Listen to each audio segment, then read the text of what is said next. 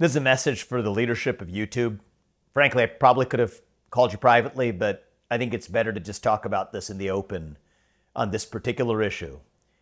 My understanding is in the last 24 hours, you locked the accounts and shut down the accounts of two guys, Nick Fuentes and Alex Jones.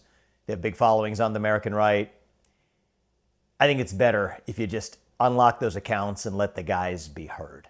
And I say this not because I'm some particular fan or vice versa. At least one of them, Nick, is probably not a particularly big fan of mine. No more than Jimmy Kimmel is, by the way, for very different reasons. That's beside the point. It doesn't matter. The reason I'm asking you to do it is that censorship isn't good for America. It's antithetical to our culture. And we're the country on God's green earth where we're able to talk to each other in the open. And I want to credit YouTube and Google and your parent company and so much of your competitors in Silicon Valley for creating the first instance of the free and open internet with search engines. It's a beautiful thing for democratizing speech. But I think we take a step in the wrong direction when we choke those same technologies that allow us to access open debate and open ideas. It breeds discontent. It breeds frustration. It actually breeds mistrust.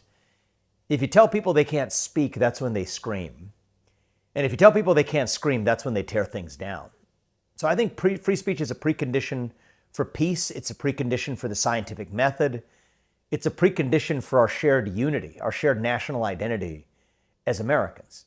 Now, I can understand why you might think that certain types of speech or certain things that are said that are hurtful to other people or that may spread misinformation or may they count as violent or dangerous threats shouldn't be allowed on your platform.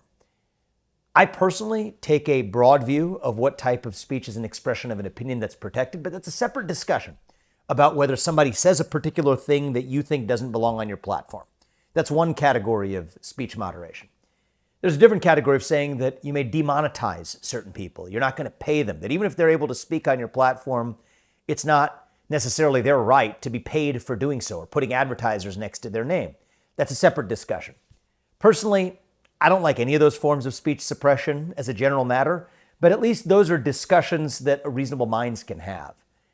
There's a whole separate third category of censorship, though, that I think is particularly harmful, which is the idea that just because of who you are, your name and who you are, you don't get to express any idea, whether it's misinformation, hateful speech, whether it's dangerous or whatever you deem it to be. Irrespective of that, you're not making that judgment. Just based on who you are, you don't get to speak.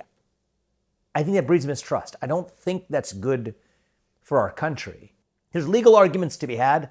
I've made legal arguments elsewhere in my books, in Wall Street Journal pieces, and there are legal arguments that you could construct that say that if a tech company is protected by Section 230, a government-created shield of immunity, that if a tech company is responding, even indirectly, to the threats of government officials, maybe that is actually even a legal First Amendment violation. That's not even what I'm talking about right now.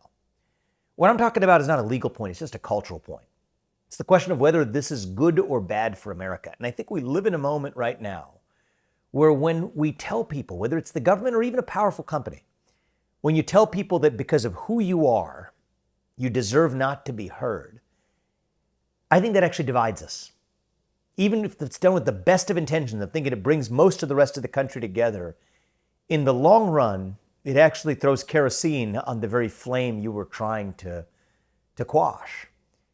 And so that's my ask to you. I'm not trying to do this in some type of faux indignation, angry way that escalates some political fight. That's not the goal. I actually think that it's often possible to get to the right answer through just reasonable, open dialogue. That's what I hope this is. I hope you're able to reconsider a decision that you made that may have been a wrong decision.